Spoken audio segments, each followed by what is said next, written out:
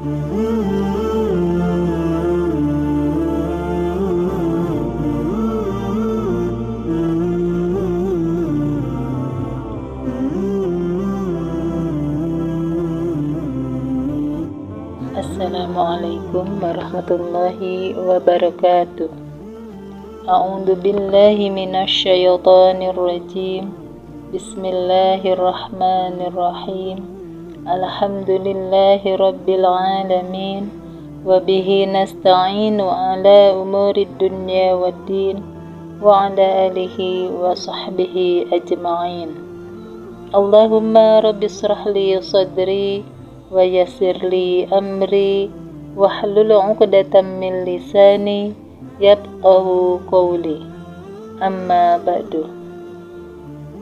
Pertama-tama marilah kita panjatkan puji syukur kehadirat Allah Subhanahu wa taala yang telah memberi kesempatan kepada kita untuk bisa mengikuti kegiatan kerohanian di pagi ini dalam keadaan sehat walafiat. Salawat beserta salam marilah kita curah limpahkan kepada junjungan kita Nabi besar Muhammad sallallahu alaihi wasallam beserta keluarga dan para sahabatnya. Dan mudah-mudahan di yaumil akhir nanti kita semua akan mendapatkan syafaatnya. Amin ya Allah ya Rabbal Alamin. Bapak Kepala SMK Al-Fatmah yang saya hormati, rekan guru dan staf TU yang saya hormati, serta anak-anak sekalian yang Ibu banggakan. Pada kesempatan pagi ini, Ibu akan memberikan pembahasan mengenai yang pertama adalah tayamum dan yang kedua adalah tentang memelihara kumis. Hadirin yang saya hormati, kita akan mulai dengan tayamum terlebih dahulu. Tayamum adalah bersuci dari hadas besar maupun hadas kecil dengan mengusap wajah dan tangan menggunakan debu, tanah, atau permukaan bumi lainnya yang bersih dan suci. Dalil yang menyebutkan kemudahan bersuci dengan cara tayamum disampaikan Allah Subhanahu wa taala dalam Al-Qur'an surat An-Nisa ayat 43 yang artinya, dan jika kamu sakit atau sedang dalam musafir atau perjalanan, atau datang dari tempat buang air, atau kamu telah menyentuh perempuan, kemudian kamu tidak mendapat air, maka bertayamumlah dengan tanah yang baik atau suci. Sapulah mukamu dan tanganmu. Sesungguhnya Allah Maha Pemaaf dan Maha Pengampun.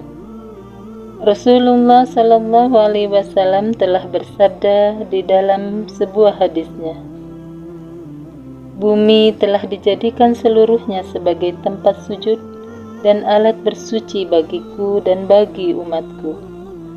Maka di mana saja seorang dari umatku memasuki waktu salat, maka dia mendapati alat untuk bersuci. Tayamum bukan berarti pengotoran anggota wudhu dengan tanah sebagaimana yang disangka kebanyakan orang, melainkan suatu tata cara yang tidak lebih dari memukulkan kedua telapak tangan ke tanah yang suci dengan sekali pukulan, kemudian mengusapkan kedua telapak tangan tersebut setelah sebelumnya dikibas-kibaskan terlebih dahulu ke wajah dan kedua tangan hingga pergelangan tangan. Di dalam sebuah hadis yang diriwayatkan oleh Ammar diceritakan bagaimana Rasulullah sallallahu alaihi wasallam mengajarkan tata cara bertayamum. Cukup bagimu memukulkan kedua telapak tanganmu, kemudian meniup keduanya dan mengusapkannya ke wajah dan ke kedua tangan hingga pergelangan. Ibnu Qayyim di dalam kitab Zad al-Ma'ad mengatakan, Rasulullah Shallallahu Alaihi Wasallam bertayamum dengan sekali pukulan untuk muka dan kedua tangan. Tidak sah bertayamum dengan dua pukulan, dan juga tidak sah dengan mengusap tangan hingga ke siku.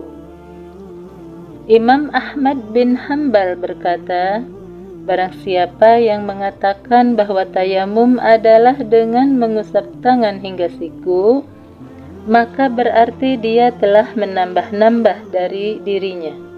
Jika kita mau memperhatikan bahwa tayamum tidak lebih dari memukulkan kedua telapak tangan dengan sekali pukulan ke tanah yang suci, dan hendaknya seseorang terlebih dahulu meniup tanah yang menempel di kedua telapak tangannya, sebagaimana yang dijelaskan di dalam hadis, dan kemudian mengusapkan kedua telapak tangannya itu ke wajah dan ke kedua tangannya hingga pergelangan.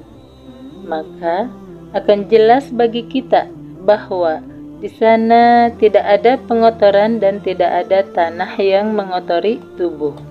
Tayamum tiada lain semata-mata perkara ta'abudi atau ibadah yang Allah Subhanahu wa Ta'ala akan berikan ganjaran kepada siapa saja yang melakukannya dengan tujuan untuk mendekatkan diri kepadanya. Adapun Allah memilih tanah sebagai alat tayamum karena pada dasarnya tanah adalah bagian atau cabang dari air, dan tanah adalah serbuk air. Demikianlah hikmah yang dikemukakan orang-orang terdahulu. Dapat juga kita katakan bahwa tayamum dengan bentuknya di atas adalah semacam penyertaan atau istishab, hukum pokok, yaitu bersuci dengan air. Istishab tersebut dapat dilihat melalui kesadaran yang muncul pada diri seseorang ketika mendapatkan dirinya tidak dapat menggunakan air, sehingga dia beralih ke tanah. Kesadaran ini mengajaknya untuk membandingkan dua keadaan, atau keadaan bisa menggunakan air dan keadaan tidak bisa menggunakan air. Dengan begitu, dia akan mengetahui karunia dan nikmat Allah yang begitu besar kepadanya. Dahulu dia bersuci dengan air karena dia menemukannya atau mampu menggunakannya. Sedangkan sekarang dia tidak bisa menggunakan air karena tidak menemukannya atau terhalang menggunakannya. Mudah-mudahan kelak Allah Subhanahu wa Ta'ala menyediakan lagi air untuknya dan memberikan kemampuan untuk menggunakannya. Dengan begitu, dia pun ingat akan karunia Allah Subhanahu wa Ta'ala. Wallahu a'lam bishawab. Mari kita bahas poin yang kedua, yaitu tentang memelihara kumis. Ini dikhususkan bagi laki-laki ya. Ada pertanyaan, bagaimana pendapat Anda tentang pemuda sekarang yang terbiasa memelihara dan menata kumis mereka dalam bentuk yang bermacam-macam dengan maksud untuk ketampanan dan kejantanan? Bukankah itu berarti mengubah ciptaan Allah dan bertentangan dengan agama? Nah, para imam mazhab berbeda pendapat tentang masalah kumis. Sebagian dari mereka bersandar kepada riwayat-riwayat yang menyeru untuk mencukur kumis sampai habis dengan tidak menyisakannya sedikit pun. Sebagian lagi bersandar kepada riwayat-riwayat yang memerintahkan hanya memendekkan dan mengguntingnya sampai bagian bawahnya tanpa mencukurnya habis. Imam Ibnu Qayyim membahas masalah ini secara panjang lebar di dalam kitab Zad al-Ma'ad.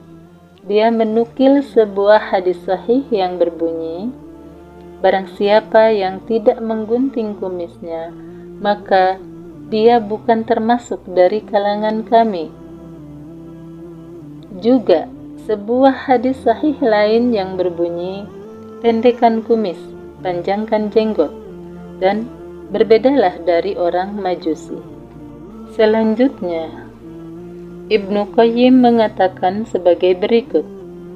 Di dalam kitab Sahih Muslim, Anas berkata, Rasulullah Shallallahu Alaihi Wasallam telah menetapkan waktu bagi kami dalam menggunting kumis dan kuku supaya tidak lebih dari 40 hari. Adapun mengenai mana yang lebih utama antara menggunting dan mencukur kumis sampai habis, para ulama salaf berbeda pendapat. Imam Malik di dalam kitab Al-Muwatta mengatakan, kumis digunting hingga tampak daerah bibir dan tidak dicukur sampai habis. Orang yang mencukur kumisnya hingga habis perlu mendapat hukuman. Ibnu Abdil Hakam menyebutkan dari Imam Malik, kumis dipendekkan dan jenggot dipanjangkan. Yang dimaksud dengan memendekkan kumis bukan berarti mencukurnya hingga habis. Barang siapa mencukur kumisnya hingga habis, maka dia perlu dihukum. Ibnu Qasim berkata dari Imam Malik, mencukur kumis sampai habis, dalam pandangan saya perlu mendapat hukuman. Imam Malik berkata, penafsiran dari hadis Rasulullah Sallallahu Alaihi Wasallam di dalam mencukur kumis adalah mengguntingnya hingga tampak daerah bibir, dan makruh hukumnya hanya menggunting bagian atasnya saja. Imam Malik juga berkata, saya bersaksi bahwa mencukur kumis sampai habis adalah perbuatan bid'ah. Imam berkata lagi, ketika Umar bin Khattab sedang menghadapi perkara yang sulit, dia menghembuskan angin dari mulutnya dan meletakkan kaki pada gamisnya sambil menganyam kumisnya. Umar bin Abdul Aziz berkata, yang sunnah dalam hal kumis ialah mengguntingnya hingga tampak bagian bibir. Selanjutnya, Ibnu Qayyim menyebut beberapa pandangan yang mendukung pendapat yang pertama. Dia berkata, Imam Ahmad bin Hanbal berkata, Abdullah ditanya, apakah yang harus dilakukan seorang laki-laki adalah menggunting kumisnya atau mencukurnya sampai habis? Nah, bagaimana cara mengguntingnya? Abdullah menjawab, jika dia mencukur kumisnya sampai habis, maka tidak mengapa. Dan jika hanya mengguntingnya, maka itu pun tidak mengapa. Abu Muhammad di dalam kitab Al-Mughni berkata, seseorang bebas antara mencukur kumisnya hingga habis dan atau hanya mengguntingnya. Tahawi berkata, Mughirah bin Syu'bah meriwayatkan bahwa Rasulullah Sallallahu Alaihi Wasallam menggunting kumisnya dan tidak mencukurnya sampai habis. Dari nas-nas di atas, kita dapat melihat bahwa orang yang merapikan kumisnya dan hanya menggunting sebagiannya tidak sampai habis tidak mengapa dalam pandangan agama. Di samping itu, masalah ini bukan termasuk masalah pokok atau usuli, melainkan hanya masalah cabang atau furu'i, yang penyelesaiannya lebih banyak kembali kepada adat dan kebiasaan umum. dibandingkan kepada masalah-masalah pokok agama dan keyakinan. Wallahu a'lam bishawab. Hadirin rahimakumullah, demikianlah materi kegiatan kerohanian yang dapat saya sampaikan. Semoga dapat bermanfaat untuk kita semua. Jika ada yang baik itu datang dari Allah, dan jika ada yang buruk itu datang dari diri saya sendiri. Mohon maaf atas kehilapan tutur kata dan perbuatan. Semoga Allah membimbing kita semua ke jalan yang benar. Aqulu qawli hadza wa astaghfirullahi li wa lakum fastaghfiruhu innahu huwal ghafurur rahim. Wassalamualaikum warahmatullahi wabarakatuh.